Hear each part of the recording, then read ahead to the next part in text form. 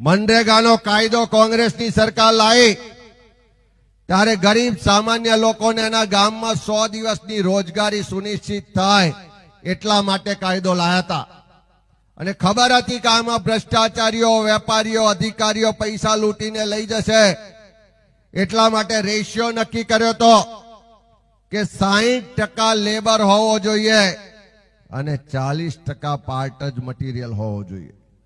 પણ આ જાંબુઘોડા તાલુકામાં જે 3 વર્ષના 216 કરોડનો હિસાબ જોયો તો 78% મટીરિયલ માટે ચૂકવાયા અને ફક્ત 22% પૈસા મજૂરી ખાતે ચૂકવાયા।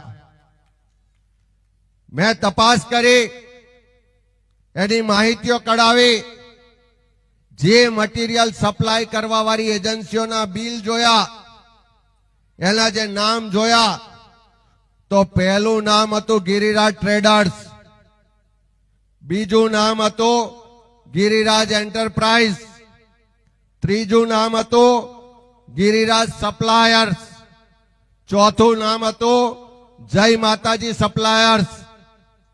મને એમ થયું કે આ લોકો છે કોણ કે આટલા નાના તાલુકામાં કરોડો રૂપિયાનું મટીરિયલ સપ્લાય કરે છે।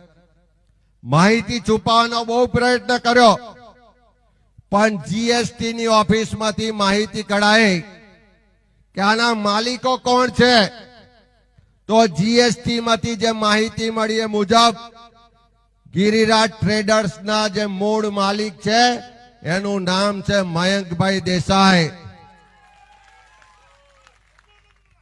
ગિરિરાજ એન્ટરપ્રાઇઝ એના માલિકનું નામ કઢાયો તો નામ છે જિગ્નેશ કુમાર સુંદરલાલ દેસાઈ। એ કદાચ કોકના ભત્રીજા છે એવું મને કોઈએ કીધું।